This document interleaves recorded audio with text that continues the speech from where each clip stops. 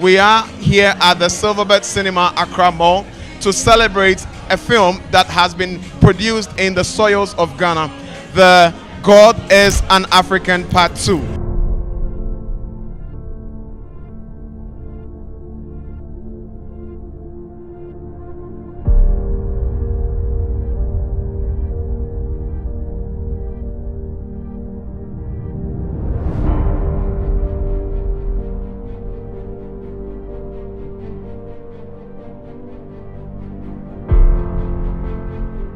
This movie, they should do a part 3. What has this movie taught you going into 2024?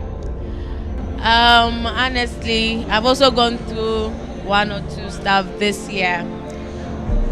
My dad got very sick and he was almost gone. And I just stood there and just gave up.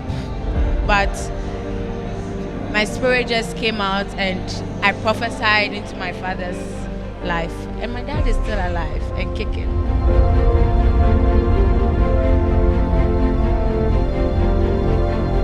Throughout all those periods, how were you able to live the character throughout all those periods? Because every shot that we saw from you was very demanding. So how did you go through that? Was there any sort of a fasting and prayers that prepared you? I was fasting through the process because I knew it was so much that I couldn't do it by myself. I needed to pour, I needed to empty myself. So yeah, I was fasting throughout the shoot.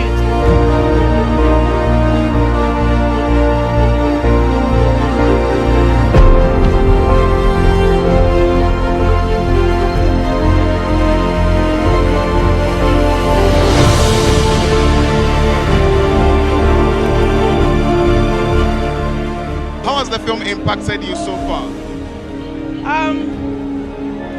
You know when you need to practice what you preach, and you're also going through the same problems, going through faith issues, and here you're the reason why people meet you and they tell you your character, your performance actually has built their faith. And in the end, you have no choice than to also be part of it.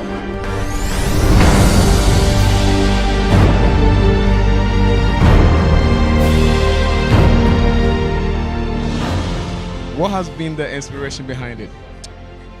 I guess it's fundamentally I caught the revelation of how uniquely how unique the African perceives God, and how different, peculiar God is in his relationship with the African.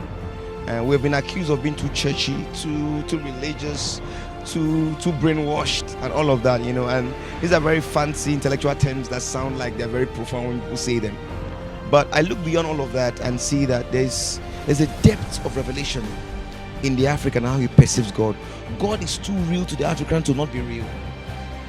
God can be everything to everybody and still remain God. So we can also claim him as being African, as part of us, by how well we know him and how deeply we are connected to him. So those two factors are just what gave birth to me wanting to tell stories that provoke faith and show the uniqueness of how the African person is.